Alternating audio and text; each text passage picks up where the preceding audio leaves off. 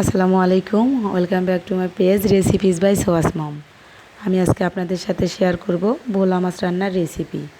আমি একটা মাছ নিয়েছি, মাছটা কেটে নেব। আমি প্রথমে আঁশগুলো তুলে নেব। আমার আঁশগুলো ভালোভাবে তুলে নেওয়া হয়ে গিয়েছে। মাছটা কেটে নেব। মাছটা খুবই নরম, একটু সাবধানে মাছটা কেটে ধুয়ে নিতে হবে।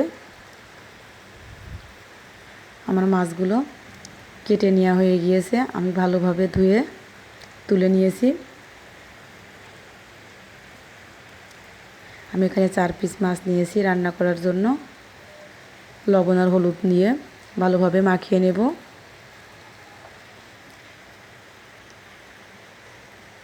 আমি আগে থেকে চুলায় প্যান বসিয়ে দিয়েছি, প্যান গরম হয়ে গিয়েছে, তেল দিয়ে দেব। তেল গরম হয়ে গিয়েছে, আমি একটা একটা করে মাছ দিয়ে দেব।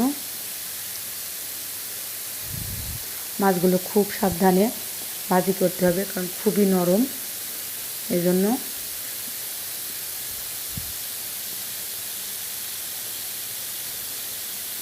সাবধানে মাছটা উল্টিয়ে দেব।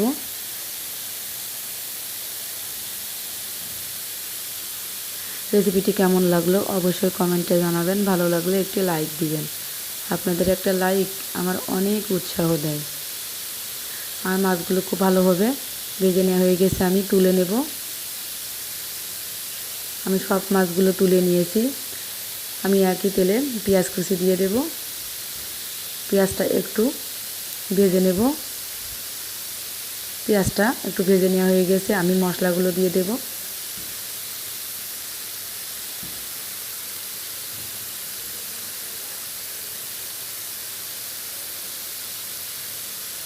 এখানে আমি বাটা মশলা দিয়েছি, জিরা বাটা, কাঁচামরিচ বাটা, পেঁয়াজ বাটা। মশলাগুলো একটু ভালোভাবে নেড়ে নিয়েছি।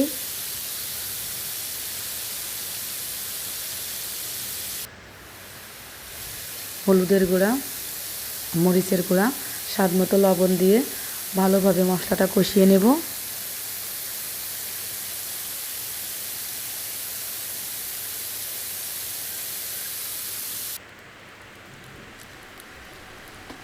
ভালোভাবে মশলাটা কষানো হয়ে গিয়েছে, আমি পানি দিয়ে দিয়েছি।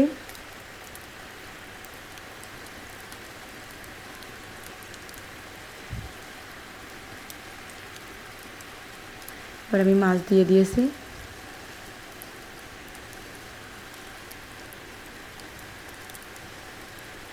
আমার রান্না হয়ে গিয়েছে, আমি উপর থেকে ধনিয়া পাতা ছিটিয়ে দেব।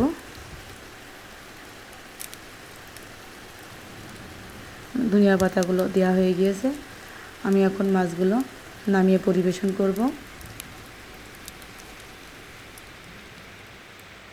রেসিপিটি কেমন লাগলো অবশ্যই কমেন্টে জানাবেন। ভালো লাগলে একটি লাইক দিবেন। আসসালামু আলাইকুম।